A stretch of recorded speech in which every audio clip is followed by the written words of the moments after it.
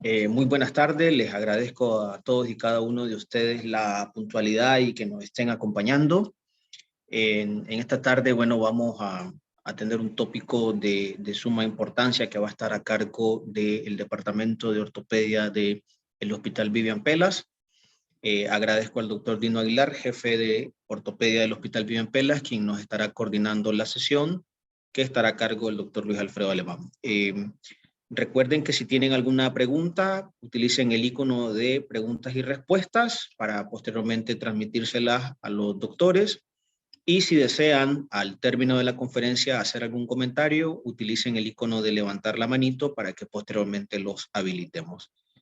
Doctor Aguilar, muchas gracias por acompañarnos. Le cedo la palabra. Gracias, doctor. Y gracias por darnos el chance de estar ahora presentes, sobre todo en un tópico en el área, digamos, pediátrica, que siempre ha sido la, digamos, cenicienta en el área nuestra. Entonces, y número dos, porque tenemos a un médico que va, digamos, creciendo, doctor, digamos, Alemán, y estoy, digamos, seguro que nos va a poner al día en digamos, este tema. De hecho, yo quiero también saber, aprender mucho, porque yo veo eso, pero en el aspecto, digamos, adulto, cuando hay que hacer prótesis, y si él las ve y las trata de forma bien temprana, pues algunas de ellas no van a llegar a la vida, digamos, adulta. Así que sin más ni más, doctor, le cedo, digamos, palabra para que nos eduque en este tema que creo que hay mucho por hacer y mucho por, digamos, aprender. Doctor, es todo suyo. Muchas gracias, doctor Aguilar. Muchas gracias, doctor Bacon, por la invitación. Muy agradecido al Hospital Vivian Pelas por esta oportunidad.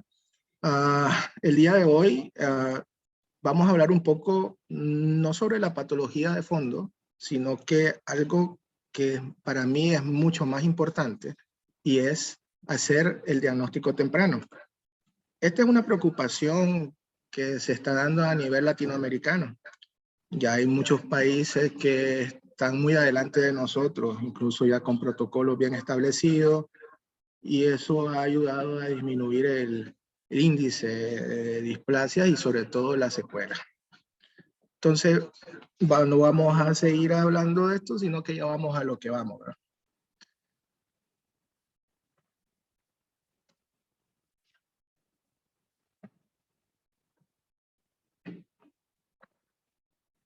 Inicio mi charla con esta niña.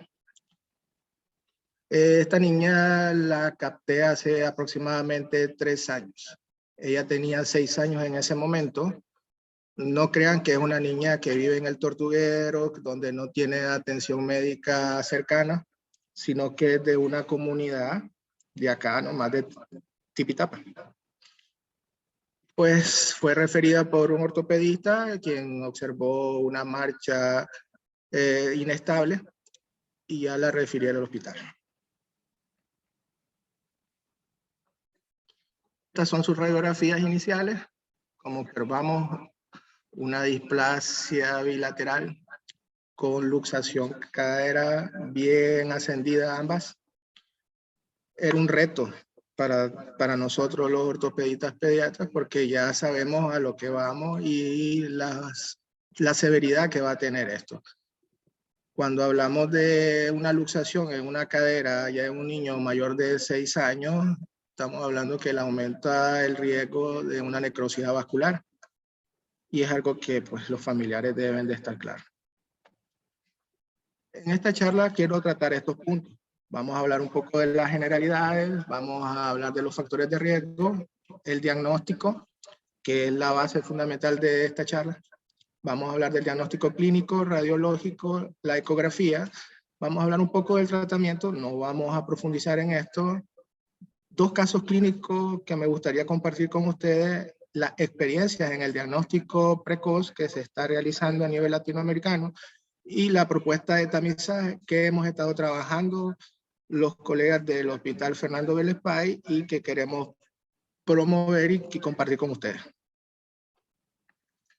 De manera de generalidades, pues Recordemos que la displasia tiene una incidencia que varía entre 3 a 4 por cada 1000 nacidos vivos. Es más frecuente en niñas, en 6 a 1 aproximadamente.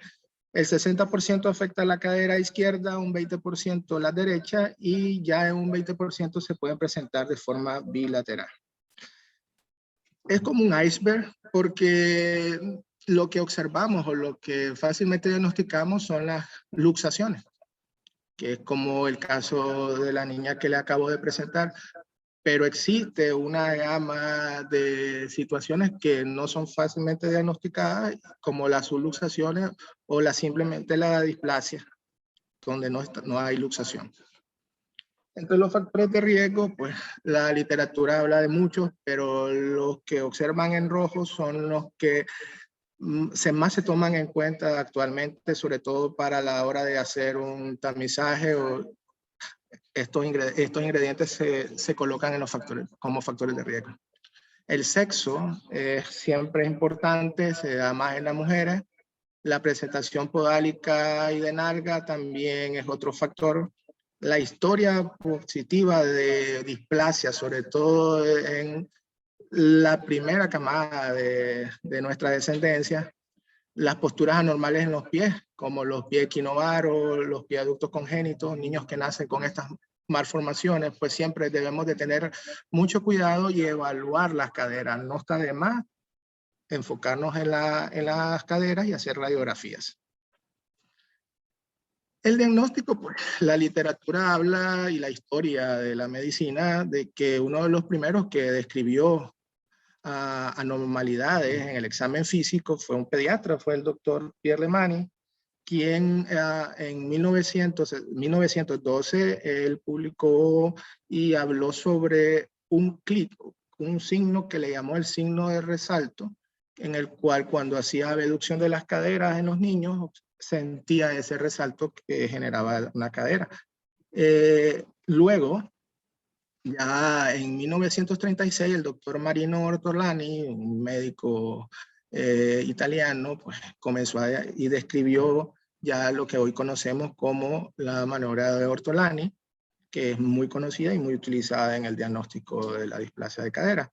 En 1962 fue ya Barlow que habló sobre su test, en el cual hablaba sobre la inestabilidad de la cadera, haciendo aducción de la cadera en flexión de 90 grados de la rodilla y haciendo una presión hacia posterior. Esto hacía una inestabilidad de la cadera. Entonces, en este video, pues mostramos lo fácil que es realizar estas maniobras. Por ejemplo, comenzamos con Barlow, donde hacemos una flexión de la cadera, flexión de la rodilla, hacemos una presión sobre la rodilla hacia posterior y observamos o sentimos la inestabilidad en los neonatos. Luego hacemos la prueba de Ortolani, en la cual hacemos lo contrario, hacemos una ABD, una abducción, y hacemos un poquito mandamos la cadera un poco hacia anterior y eso hace que podamos escuchar un clic, que lo que significa es de que hay una reducción de la cadera cuando la cadera no está encajada totalmente o está subluxada y ella vuelve a su cavidad, a su acetábulo.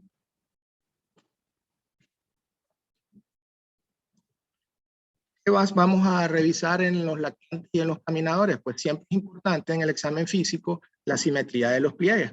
Es un parámetro muy importante que siempre debemos de tomar en cuenta.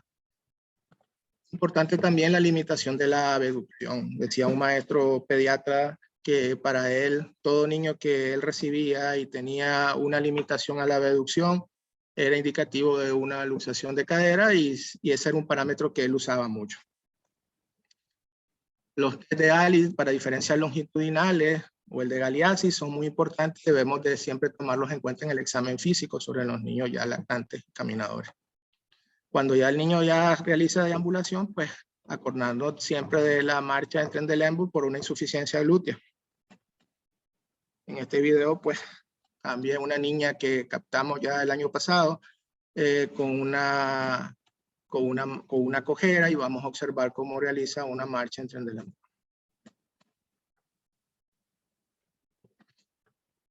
¿Cómo vamos a hacer el diagnóstico radiológico? siempre nosotros en ortopedia pediátrica hacíamos mediciones. Y pues es algo que uno se va acostumbrando y eso nos sirve para ver los ángulos y para ir viendo las diferentes grados de displasia que vamos presentando. Entonces, lo primero que debemos de aprender es a trazar nuestra línea de Higgs-Reiner, que es la línea que toma como referencia el punto, el acetábulo osificado más medial, cercano al cartílago triradiado.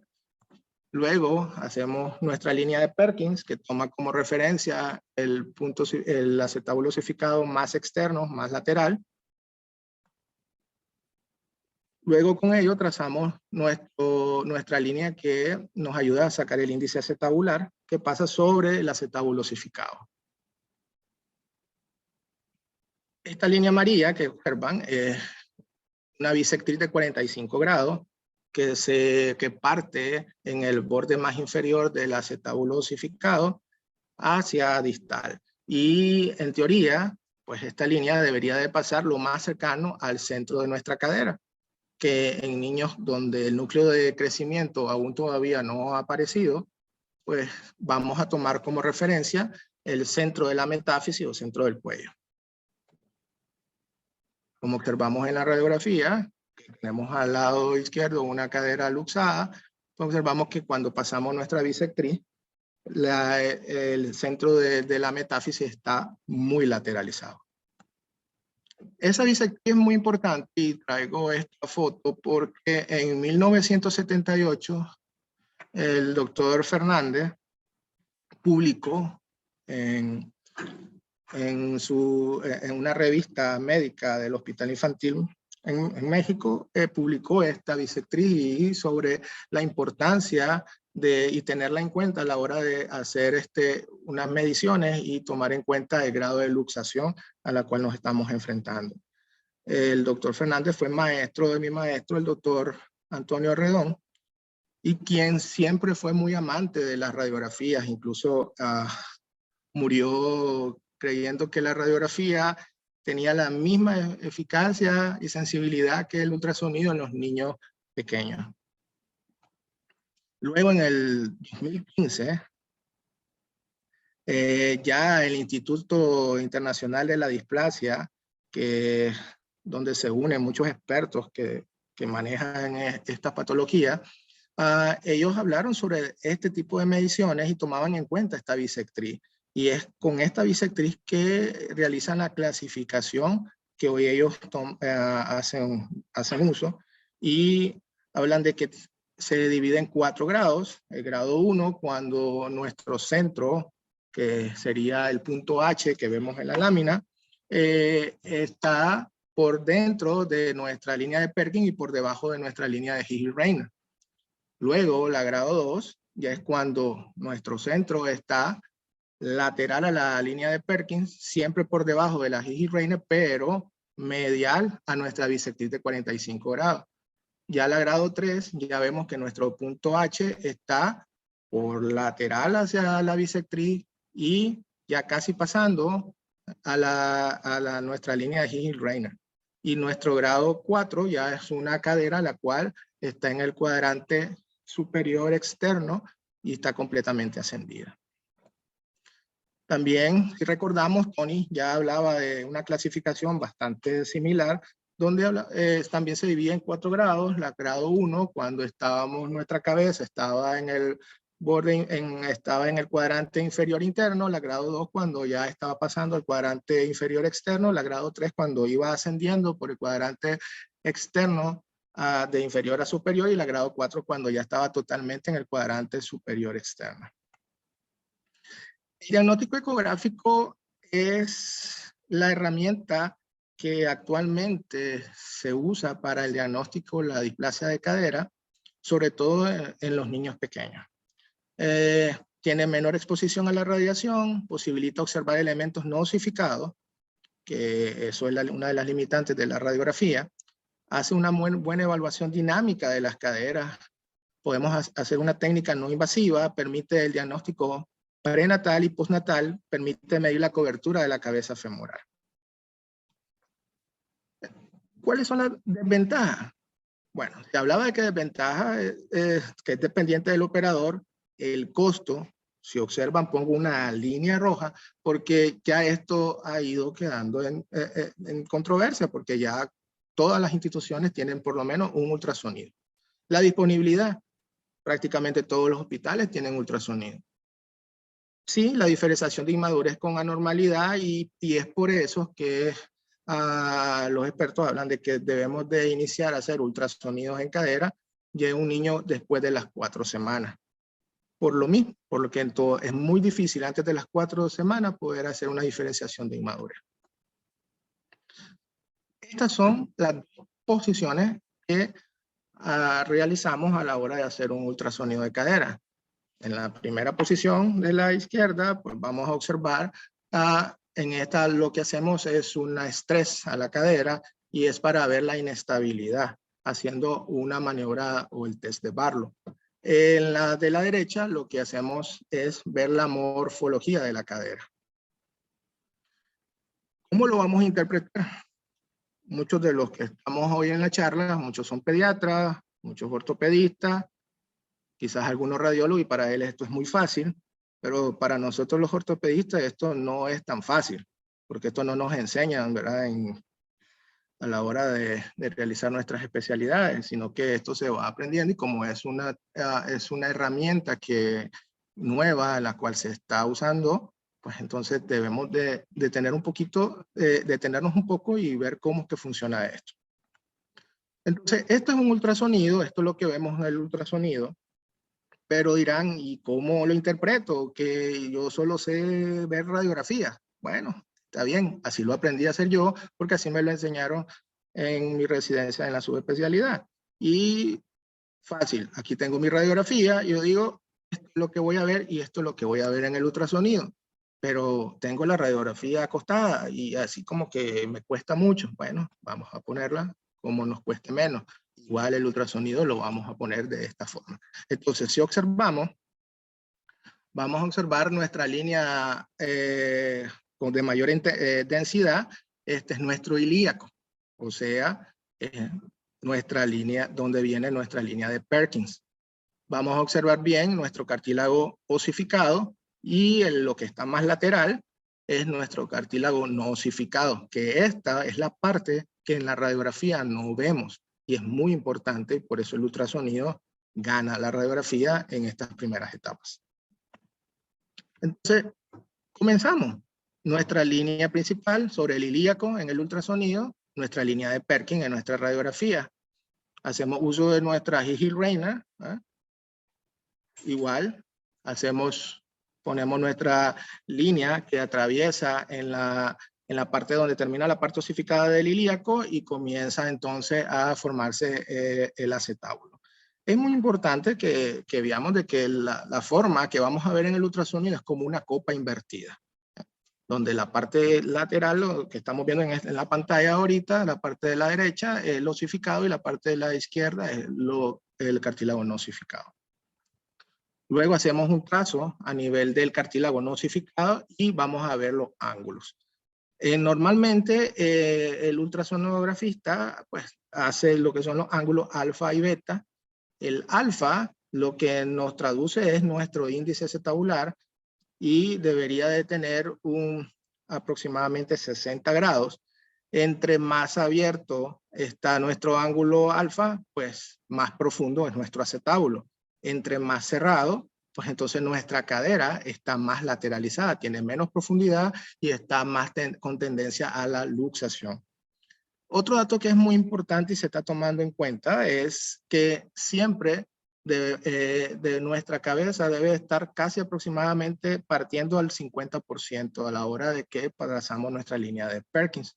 Y eso es muy importante porque si nuestra cabeza tiene más del 50% por fuera de la línea, entonces eso significa de que está con mayor tendencia a la luxación. Y así lo vemos en esta gráfica, donde vemos nuestra cabeza de que está totalmente afuera o lateral a la línea de Perkins. Tratamiento. Vamos a hablar un poco del tratamiento, pero nos vamos a basar sobre todo en el tratamiento de los niños menores de 6 meses. Ya el doctor Pavlik había publicado el uso del arnés. El arnés que actualmente utilizamos y el que está en el comercio es un arnés un poco diferente al que usaba el doctor Pavlik, porque el doctor Pavlik usaba un arnés que solo tenía los arneses anteriores, o sea, que solo controlaban la flexión de la cadera. Hoy en día, el que ha tenido oportunidad de usar los arneses de Pavlik, pues sabe de que tenemos arneses anteriores y tenemos posterior. Tenemos cuerdas posteriores que eso nos ayudan a la abducción y eso es muy importante. El tratamiento del arnés de Pavlik es dinámico y hace que siempre la cadera esté en constante movimiento y eso es muy importante para la maduración de la cadera. Existen un número de arneses de diferentes marcas. Todos son válidos. Lo importante es que cumplan los parámetros establecidos. Este artículo es muy interesante. Un artículo que fue publicado en el 2018 en el GPO.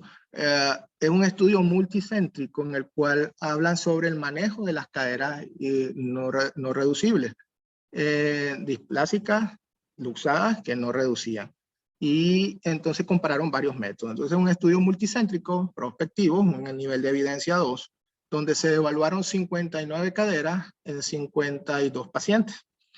Se dio un seguimiento de 20 meses y se compararon tanto el uso del arnés de Pavlik, el brace alternativo, reducciones cerradas y reducciones abiertas en niños menores de 6 meses. Y la conclusión del estudio demostró que el arnés de Pavlik es el método más seguro, sensible y es la primera línea de tratamiento para la displasia de cadera luxada en niños menores de 6 meses. Entre los 6 y 12 meses, pues está descrito el uso de espica, reducciones cerradas, colocación de espica, como un método en este tipo de edades.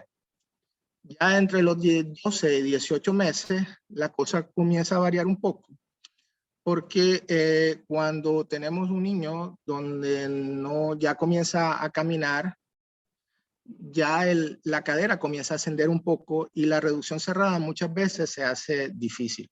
Y se hace difícil porque nos encontramos que hay ciertos obstáculos que limitan la reducción de esa cadera. Y esos obstáculos están el limbo, que a veces se nos invierte, el ligamento redondo, que se hipertrofia, que está muy laxo y no deja que la cadera logre reducir, el pulvinar, que es la grasita que siempre hay dentro, sobre todo cuando la cadera ha estado fuera de su lugar, entonces siempre va a estar ocupada de esta grasita y pues, toca ir a limpiarla porque si no, no hay una buena reducción de la cadera.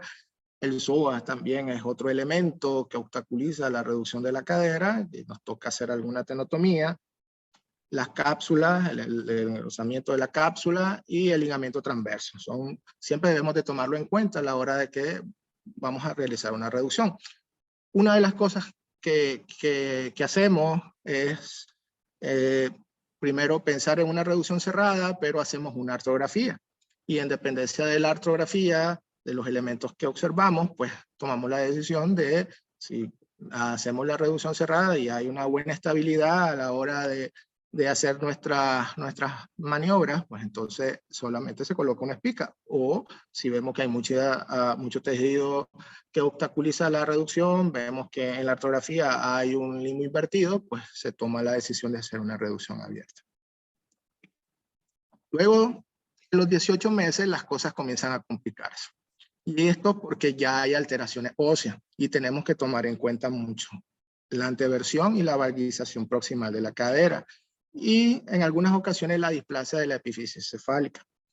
El acetábulo, hay un incremento en su índice acetabular y entonces vamos a tener un defecto de cobertura y de orientación.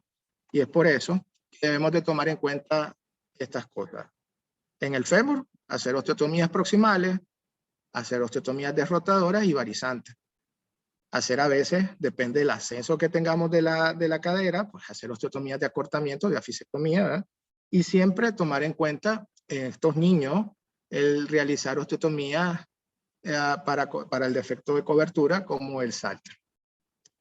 Y el Salter porque en estas edades casi siempre el índice tabular no está tan alterado. De los 3 a los 8 años, y viene la cosa un poco más problemática, porque toca realizar lo que a veces llamamos 3 en 1, donde hacemos reducción de la cadera, abierta de la cadera, hacemos acortamientos femorales y debemos de hacer osteotomía de redirección a nivel del acetábulo, y estas pueden ser desde las osteotomías inominadas de Salter, cuando tenemos un índice entre 30 a 35 grados. Ya cuando tenemos más de 35 grados debemos de pensar en hacer osteotomías pericapsulares como la Pemberton, osteotomía tragilía como Dega, la triple osteotomía de Steele. Entonces debemos de tomar en cuenta siempre pues, la edad del niño y el índice acetabular. Voy a compartir con ustedes 2 casos clínicos, algo breve, pero que siempre son que nos dejan mucha enseñanza, sobre todo cuando iniciamos en la ortopedia pediátrica. Esta niña, hice una captación de esta niña, tenía 9 meses cuando la vi por primera vez, con una displasia de cadera luxada. Estas son sus radiografías iniciales, donde vemos una cadera que está es una grado 2, está en un cuadrante inferior externo, aún todavía por debajo, medio se ve el núcleo, pero sí podemos ver el punto H y lo tenemos por debajo de la línea de Higel-Reiner, aunque creo que estamos más en una grado 3, la línea me queda un poco arriba, pero ya casi llegando a una grado 3. Decidí, a pesar que ya tenía 9 meses y a pesar que muchos artículos hablan que el mayor éxito de iniciar con arnés de Pavlen se debe de hacer antes de los 6 meses, pero decidimos iniciar el tratamiento con arnés de Pavlen. Y estas son las radiografías 3 semanas después de haber iniciado el tratamiento. Estas son sin el arnés y observamos que la cadera comenzaba a acercarse un poco al acetábulo. Luego, 6 semanas después, ya observamos una cadera con una mejor panorámica, ya más reducida, aún todavía alejada, con un acetábulo todavía displásico, pero esto se pintaba bien y seguimos usando el arnés. 3 meses con el uso de arnés y logramos tener una cadera reducida, concéntrica, con todavía un acetábulo displásico. 9 meses usando el arnés y seguíamos teniendo una cadera reducida. Y este es el éxito, por lo menos para la reducción de la cadera. Aunque todavía teníamos aquí un reto de esperar la maduración del acetábulo o tratar la displasia residual que íbamos a tener. Pues no podemos seguir dando seguimiento. Es muy difícil a veces continuar el seguimiento, algunos de los pacientes se pierden, pero hasta el momento pues ahí quedamos con ella. En este otro caso, este es un caso emblemático para mí porque ayer incluso participando en un webinar con el doctor Pablo Castañeda, que es uno de los máximos exponentes de la displasia a nivel de Latinoamérica y actualmente trabaja en el Hospital de Nueva York, él hablaba y le hacía la pregunta que cuál había sido el niño de mayor edad que había tratado con arnés de Pavlen. Y él hablaba de un niño de 7 meses. Pues yo tengo uno de 14. Aunque no lo crean, no pensé que esto iba a funcionar. Decidí poner, estas son las radiografías iniciales de esta niña, tenía 14 meses, y tomé la decisión del uso del arnés por un consejo que siempre me daba un maestro de que podía usar el arnés para preparar al niño para el procedimiento quirúrgico. Y pensé que esta niña la iba a operar a los 18 meses, iba a tener que hacer de todo y que iba a iniciar con el arnés de Pavlen, a ver qué pasaba. Muy difícil, era una niña que ya caminaba, que ya un arnés para su edad era muy difícil de encontrar, pero me llamó la atención que al mes de control, usando el arnés, comenzamos a ver cambios y veíamos que la cadera en su radiografía en ancas de rana, veíamos que tenía una mejor dirección. Luego ya 2 meses después usando el arnés, aún todavía con una cadera subluxada, pero alejada, pero veíamos que estaba progresando hacia la reducción. Luego, a los 19 meses de edad, o sea, ya 5 meses de usar el arnés, observamos una cadera reducida y la niña seguía muy juiciosa usando su arnés de Pavlik. Le di seguimiento hasta los 2 años, 5 meses y ya claro, ya no podía usar el arnés, pero comenzamos a usar ciertos braces con aductores como la férula de Fresca y teníamos una cadera 100% reducida con un acetábulo todavía residual, pero que lo habíamos logrado tener una reducción sin procedimiento quirúrgico. ¿Cómo logramos hacer un diagnóstico temprano? Y eso es lo que quiero que todos nos llevemos a casa y que trabajemos en esto. Hay que hacer una estandarización y eso es muy importante. Hay que hacer una sola línea, cómo vamos a trabajar, qué es lo que vamos a buscar en estos niños. Hay mucha controversia porque hay tantos escritos sobre la displasia de cadera, pero siempre es importante unificar los criterios. Hacer tamizaje a todos, pues creo que podemos hacerlo. Tenemos las condiciones, tenemos los medios y podemos realizar tamizaje a todos. ¿Quién lo va a hacer? Y aquí viene el dilema. Porque, como sabemos, quien recibe a estos niños por primera vez son nuestros colegas, los pediatras, los neonatólogos, y son quienes nos tienen que ayudar para poder referir a estos niños y que podamos iniciar un tratamiento pronto. Y yo sé que esto es más trabajo para ellos, porque no, o sea, a veces no se tiene el tiempo para realizar un tamizaje tan exhaustivo, pero estamos tratando de simplificar las cosas y que entonces se les sea muy fácil a los pediatras a tomar en cuenta los factores de riesgo y poder hacer las referencias tempranas al ortopedista. El Instituto Americano de Ultrasonido Medicina en el 2003 ya había generado su guía prácticas para el examen en la displasia de cadera y en el 2009 también volvieron a sacar otra guía donde reafirmaban la importancia del ultrasonido en esta patología.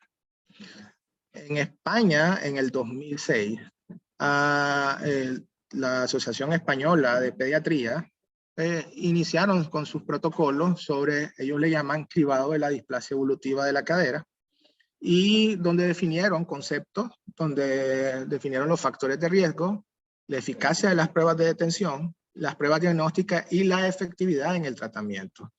Y desde entonces comenzaron a unificar criterios y a trabajar en esa línea. Y así disminuyeron en gran medida la incidencia aumentó el diagnóstico de displasia a temprana edad y con esto pues disminuimos los riesgos de la luxación. En Chile, en el 2008, también se inició una guía clínica, un protocolo, en el cual se hizo un flujograma donde se daban las pautas de cómo se debe de manejar un niño desde el recién nacido, si tiene signos de riesgo o no tiene signos de riesgo, si tiene factores de riesgo y cuál debe ser el flujo de ese niño, cuándo se debe de mandar el ultrasonido, las radiografías siempre son válidas, debe de ir al pediatra o al neonatólogo y luego va a ser valorado por el ortopedista. En México ya en el 2008 comienza también con su alto índice poblacional y ya también tenían estos problemas, recibían pacientes luxados de 6, 8 años y comenzaron a preocuparse y ya el gobierno federal pues recomendó estas guías y donde hablaban de la evidencia que se tenía en ese momento, comenzaron a realizar recomendaciones y pusieron puntos a poner en práctica, sobre todo para hacer el diagnóstico temprano. En el 2010 ya Argentina también no se quedó atrás y comenzó a realizar sus guías prácticas para el manejo de la displasia, donde ellos tomaban el niño con examen físico normal, si tenía factores de riesgo o no tenía factores de riesgo, y el examen físico anormal, o que había revelado alguna normalidad, y a esto se le daba mayor seguimiento. Luego, en el 2016, la Sociedad Latinoamericana de Ortopedia Infantil, en su reunión en Medellín, Colombia, pues se planteó esta pesquisa en coordinación con los chilenos, que son los que más experiencia han tenido a nivel latinoamericano. Ellos promovían una pesquisa que fuese muy fácil de manejar. Y tenemos al recién nacido con ortolani positivo y o Barlow positivo, pues entonces pasa directamente con el ortopedista infantil. Si el recién nacido no tenía ninguna característica clínica, pero mantenía factores de riesgo, necesitaba con radiografías en 3 meses o una ecografía a las 6 semanas. Si esa es la radiografía o la ecografía estaban normales, pues iba de alta. Si había alteración, pues entonces regresaba y volvía a cita con el ortopedista infantil. Y luego, acerca en El Salvador, mi colega, el doctor Javier Mejía, que actualmente trabaja en el Hospital San Juan de Dios, él hizo un estudio donde del 2011 al 2016 comenzaron a revisar las caderas mediante ultrasonografía. Fue un estudio descriptivo con el objetivo de evaluar el programa de atención temprana que ellos tenían.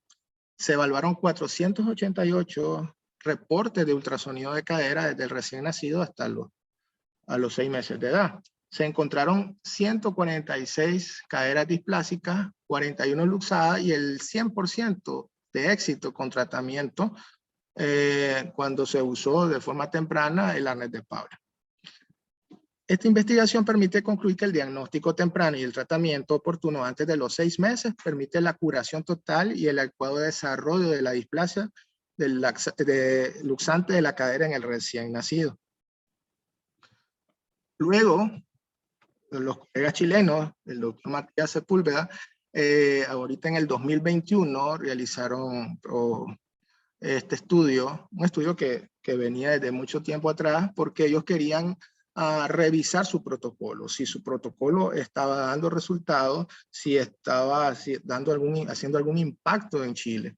Y entonces el objetivo era evaluar el programa de atención temprana en Chile desde el 2010 hasta el 2016 con un nivel de evidencia 2, y se estudiaron 961 niños nacidos sometidos a procedimientos por DDC en los primeros años. Y el número entonces de procedimientos mayores fue menor a los procedimientos menores. Háblese de procedimientos mayores, osteotomía pélvicas, osteotomías femorales, y los procedimientos menores, el uso de arnés o reducción cerrada versus abierta más espica. La incidencia de procedimientos mayores fue de 0.18 por 1000 nacidos vivos, según el estudio de los doctores Sepúlveda y colaboradores.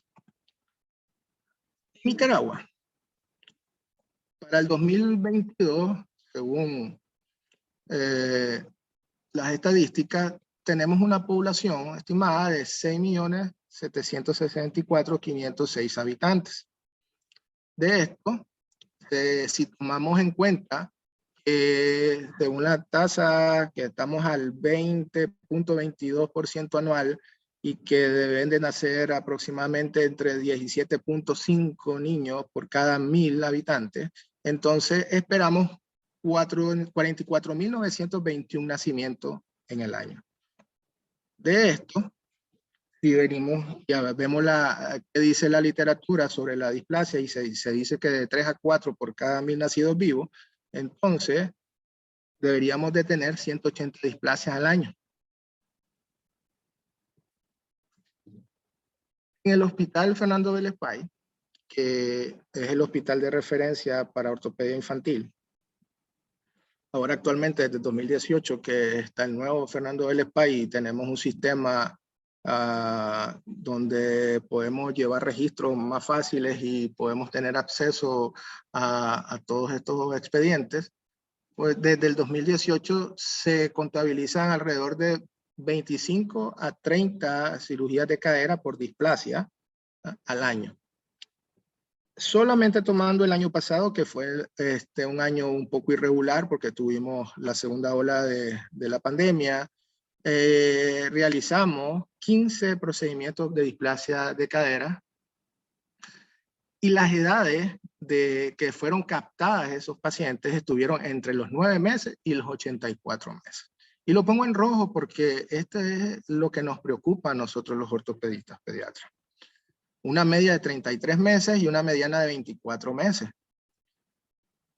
Esto, si tomamos en cuenta que estamos esperando 180 displasias de cadera, corresponde apenas al 11.6% del total. Y mi pregunta es, ¿dónde está el otro 89.4%?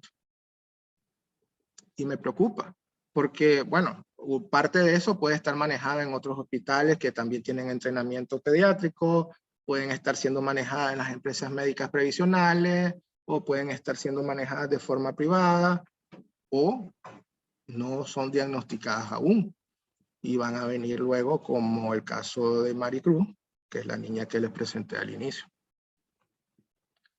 Y entonces, de aquí la preocupación de nuestro servicio, y es lo que traigo también para que podamos, quizás en todos los hospitales, tener un plan o una guía para el manejo de la displasia temprana, es donde tenemos esta propuesta, la cual la vemos válida, reproducible, segura y económica. Y revisando la literatura, actualizaciones, tomamos en cuenta estos 6 factores de riesgo. La presentación pélvica, antecedentes familiares de displasia de cadera y las hiperlaxitudes ligamentarias, la presencia de tortícolis congénitas, la presencia de metatarso aducto o pie equinovaro también, porque está descrito, y los oligohidramnios. Sumado a eso, el sexo, ser mujer.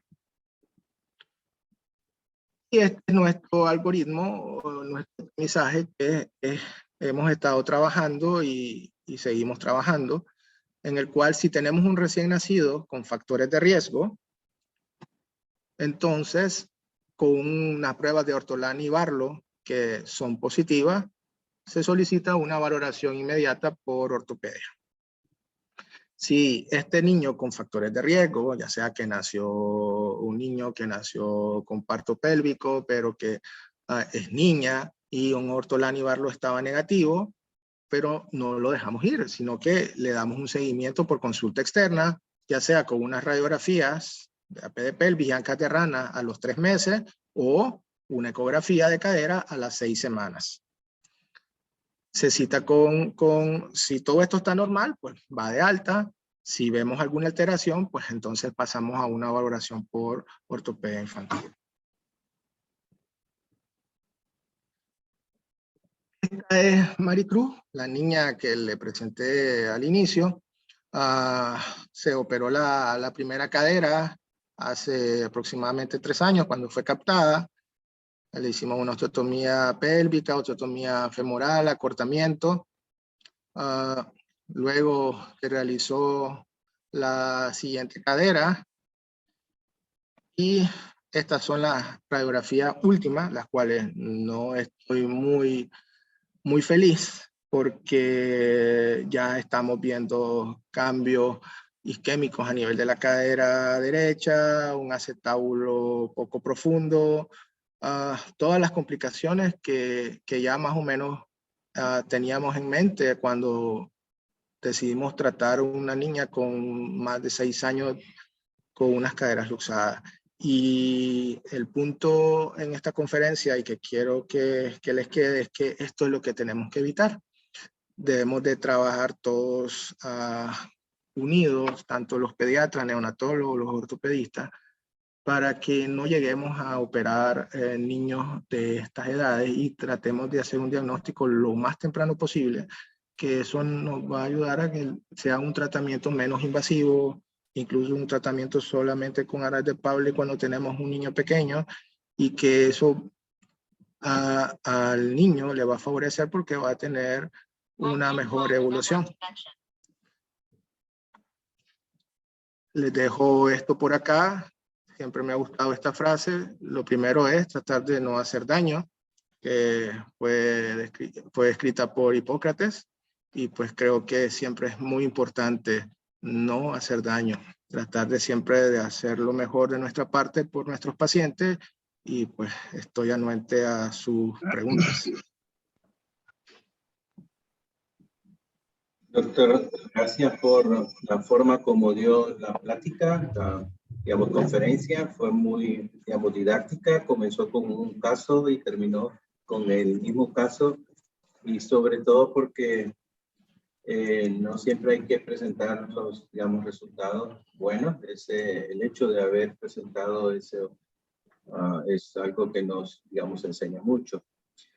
Tenemos levantada la mano para el doctor Ramos. Yo sé que él es un experto en esta área, es prácticamente el que ha hecho muchos cambios en esto, aunque ahora ya no está en la parte, digamos, pública, ya tuvo su tiempo y ahora hay una generación que está haciéndose cargo, entre ellos el doctor. Y mejor le damos, digamos, palabra. Había también, digamos, preguntas del doctor Ríos, que le voy a pedir al doctor Bacon, que como es otro ortopeda pediatra, también me le dé audio para que pueda hacer su, digamos, pregunta en audio. Antes de cederle palabra al doctor Ramos, solo quiero hacerle, digamos, preguntarle, doctor, aparte de los factores de riesgo que puso, recuerdo que en, digamos, Colombia hay una zona que es famosa porque hay mucha, digamos, displasia. Y durante el tiempo mío, residente, estudiante, que fue hace muchas lunas, había displasia, pero no es tanto como las vi cuando estuve allá. Entonces, ¿existe aquí alguna zona más, digamos, frecuente que sea, se ha, digamos, visto por zona de nuestro, digamos, país, que haya algo que tenga que ver con eso?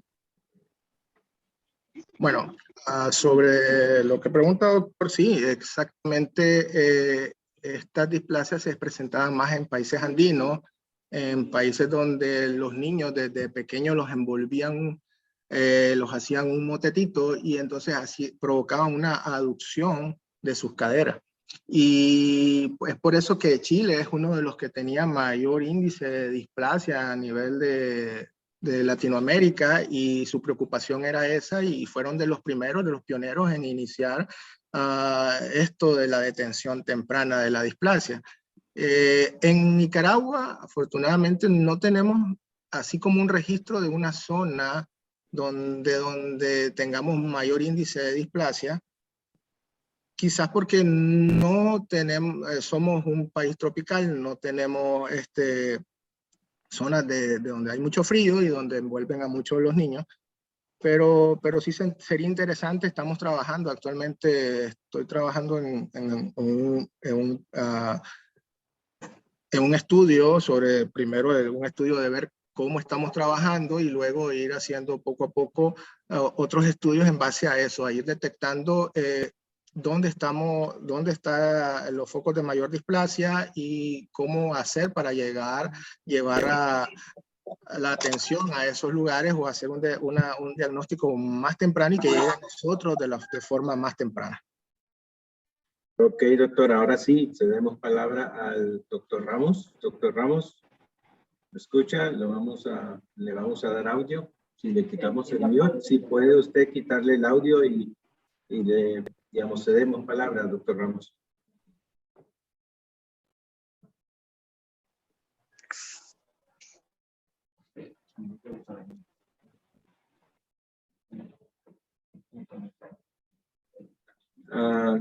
Si le pone el audio, doctor Ramos, lo tiene en mudo. Ahora sí. Buenas, ¿me escucha? Buenas tardes. Buenas tardes, doctor Bacon, ¿se escucha? Ahora sí, doctor, perfecto. Proceda. Okay. Somos todos suyos. Muy buenas tardes a todos. En principio, pues quiero felicitar al doctor Alemán porque es importante que estemos dirigiendo nuestras actividades hacia ítem de la parte ortopédica, en este caso pediátrica, de cosas que son tan sensibles y que para mí, con el tiempo que llevo de estar en esto, todavía este tiempo sigo aprendiendo y sigo creyendo que el manejo y el abordaje de un paciente pediátrico con displasia de cadera es definitivamente uno de los desafíos más grandes que uno puede enfrentar. Sí, mi comentario basa específicamente en dos aspectos. Número uno, que yo creo que debemos de dejar bien claro, pero más transparente que un agua cristalina, el hecho de qué cosa es la detección precoz de la displasia de cadera y para qué o con qué razón o con qué propósito estamos haciendo dicho comportamiento. Entonces yo creo que debe estarse claro que de diagnóstico temprano de displasia de cadera, estamos hablando del niño que inclusive puede hacerse desde el vientre materno hasta la edad de las 12 semanas. Es el periodo en que nosotros tenemos, como decimos, el esfuerzo y la necesidad obligatoria de hacer un diagnóstico temprano, porque si bien es cierto que si los captamos a los 6 meses o a los 8 meses y todavía tenemos capacidad para hacer tratamiento con resultados buenos, pero entre más temprano podamos detectar la patología de estos pacientes, más temprano vamos a solucionar y la garantía, que es lo que buscamos, porque ese es el ítem que debemos de tener claro. La garantía que buscamos es que este paciente resuelva sin absolutamente ninguna secuela. Porque si bien es cierto, podemos tratar niños de 3 años en adelante, pero la mayoría, o un buen porcentaje al menos, terminan con secuelas que tenemos que tratarlas luego cuando hacemos preservación de cadera o en el caso ya de adultos que tenemos que hacer algunos tipos de procedimientos quirúrgicos. Entonces, en esta línea quiero definir algunas cosas. Ya hace muchos años se ha tratado y se ha manejado este aspecto y en Canadá, por ejemplo, se hizo un estudio donde se estableció bajo evidencia los estándares con los que se iba a hacer los manejos del diagnóstico temprano. Entonces, el doctor sí dijo claramente algunos parámetros ahí y esto debe de ser algo que debe de tenerlo claro el pediatra porque como bien lo dijo, es el que recibe al paciente y son las cosas que basados en evidencia están demostradas que son las que vamos a buscar. Pediatra que sabe factores de riesgo ya demostrados como factores verdaderamente de relevancia, como son el parto podálico, los pacientes con o los niños que son partos múltiples, gemelares o trillizos de cualquier índole, y todo aquel paciente que tenga un continente mucho menor que el contenido. Todos estos pacientes estamos obligados a hacer el estándar de diagnóstico, que en este caso es el ultrasonido. Yo siempre he dicho y sigo insistiendo y los estudios lo dejan.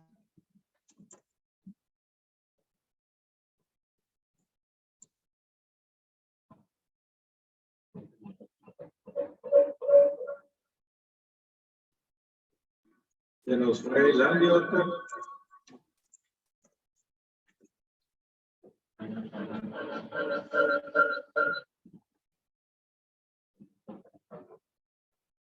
No.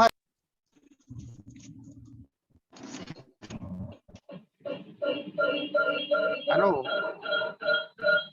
Buenas tardes.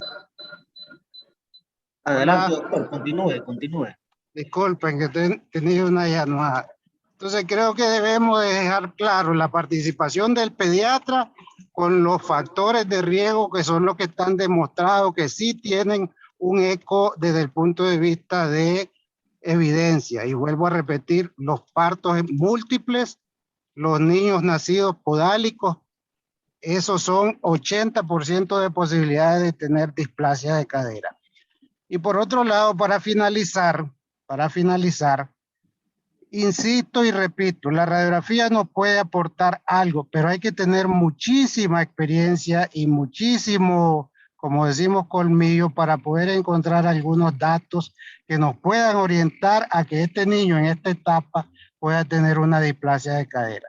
En definitiva, ultrasonido de cadera para los niños para poder hacer el tamizaje o el screening para poder hacer diagnóstico temprano de displasia de cadera.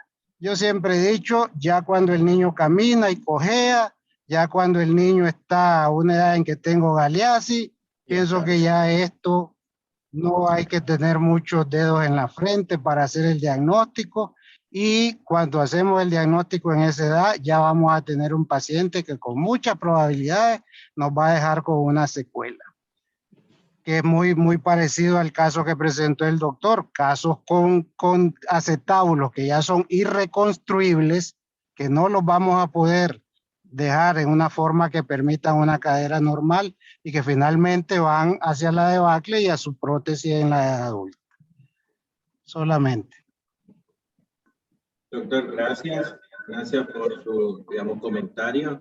El doctor Ríos, no lo veo aquí en digamos, pantalla, se nos fue, quiere hablar. El doctor Ríos había hecho pregunta, doctor, en relación que si cambia aquellos pacientes que no, digamos, caminan o que tienen retardo para, digamos, caminar, como el síndrome de Down o el mielo, digamos, menicocele, aquella, digamos, displasia teratogénica que tiene retardo, que si cambia el digamos, protocolo en este tipo de pacientes. Bueno, en la displasia en los pacientes con teratológica, el manejo inicial es el mismo, porque aunque sí sabemos que tenemos un componente neuromuscular, pero debemos de tratar de mantener la cadera lo más concéntrica posible, lo más centrada posible. Y se debe de hacer un diagnóstico, incluso es como estamos más obligados, sobre todo cuando tenemos un mielo que lo detectamos desde que nacen, ¿verdad? Estamos como ortopedistas obligados a darle un seguimiento muy estrecho. Tenemos que seguir a ese niño porque sabemos de que lo primero que nos va a causar es que una cadera se nos vaya luxando, vaya hacia la luxación. Entonces debemos de tener mucho ojo en estos niños, pero a veces como controversial porque es como un poco más fácil porque ya nace el niño, tiene su mielo, ya sabemos que tiene un mielo y ya sabemos que tiene un problema neuromuscular y o sea, es muy fácil.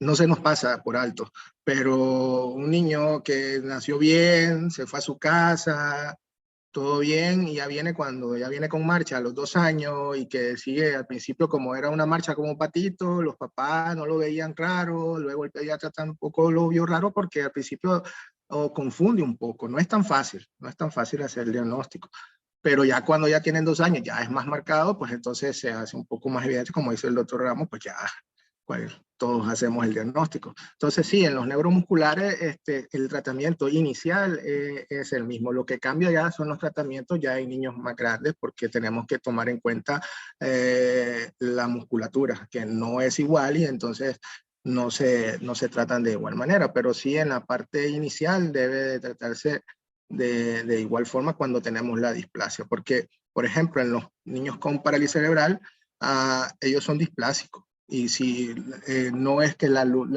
su problema, su parálisis cerebral va a ocasionar la displasia es del desarrollo y ellos ya venían con una displasia. Y hemos tenido pacientes que son PC y aparte también son displásicos, que son 2 cosas y se manejan diferentes. La PC vamos a manejar por sus problemas espásticos, pero la displasia necesitamos que madure esa cadera y la forma que vamos a lograr que madure es que tenga un contenido. Y es teniendo la cadera en su lugar. Gracias, doctor. No veo ninguna pregunta, ninguna manito alzada. Si se me escapa alguien, disculpas.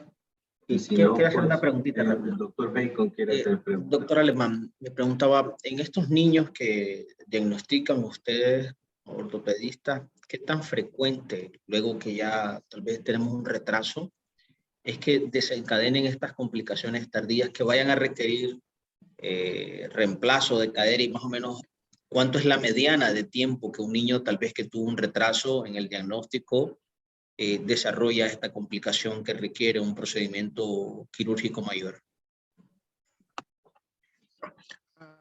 Vamos a tomar en cuenta la literatura porque no tenemos estudios a largo plazo, que es lo que deberíamos de tener, porque deberíamos de darle seguimiento. Bueno, vamos a tratar ahora que tenemos estos sistemas, que tenemos un expediente electrónico y vamos a poderle dar seguimiento a saber de estos niños cuáles son los que van a caer en reemplazo articular o quiénes son los que van a tener, a qué edades van a necesitar un reemplazo articular.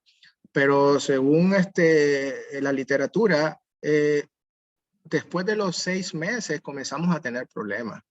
La detención debe hacerse antes de los 6 meses. Y ya después de los 6 meses comienzan a haber problemas porque no siempre el arnés de Pauli comienza a disminuir su sensibilidad y ya vamos a tener que hacer uso de reducciones cerradas, mayor tiempo de inmovilización de la cadera, mayor riesgo de necrosis, lesiones del nervio por el uso prolongado a veces del arnés. Entonces ya comenzamos a tener los pies hinchados. Pero lo ideal, lo que está escrito y la literatura nos avala es de que si nosotros hacemos un diagnóstico precoz y iniciamos tratamiento de forma precoz, pues antes de los 6 meses vamos a tener una cadera sana y vamos a tener menos riesgo de complicaciones. Luego de los 6 meses, las cosas comienzan a cambiar y ya no se diga pues un niño de 2 años, un niño que ya camina, donde ya vamos a realizar reducciones abiertas, osteotomías pélvicas, porque ya hacemos cambios a nivel estructural y que esto puede conllevar a una necrosis avascular de forma temprana. Hay que darle seguimiento a estos pacientes, pues, porque la verdad es que no tenemos, como le decía, estudios a largo plazo en nuestro país sobre este tema, pero creo que ya hay que comenzar a hacerlo, no hay que quedarnos atrás y vamos a poder ver qué pacientes van a llegarle al doctor Aguilar, qué pacientes tenían displasia. Recuerdo que mi maestro, el doctor Redón, dentro de sus buscando el porqué de la displasia, él hizo un estudio en conjunto con los de articular, y entonces todos aquellos pacientes jóvenes con displasia, que le diagnosticaron displasia de cadera y se sometieron a un reemplazo articular, él pedía las cabezas a la hora de la cirugía y las sometía a prueba, porque él estaba convencido que el micoplasma era uno de los factores de riesgo a producir displasia. Él decía de que el micoplasma en las mujeres en su embarazo, y esto es lo que producía mayor laxitud articular y producía entonces la luxación de la cadera. Al final, pues eso no, una teoría que no se logró comprobar, pero a lo que voy es que esos son los estudios que necesitamos hacer, pues buscarle el porqué y ahora ver qué les va mejor a estos pacientes.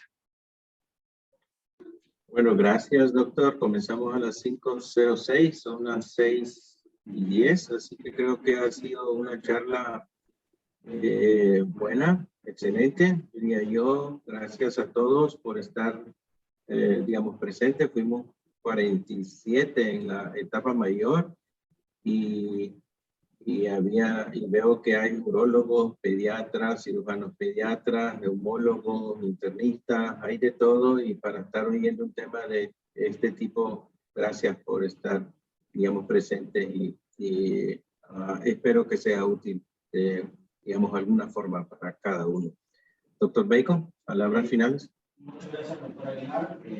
La coordinación, doctora Aguilar, únicamente le comento que va a estar en la plataforma, en el canal de YouTube en los próximos días, donde ustedes pueden escucharla nuevamente y o compartirla si lo consideran. Les agradecemos que nos hayan acompañado y muy buenas tardes. Saludos.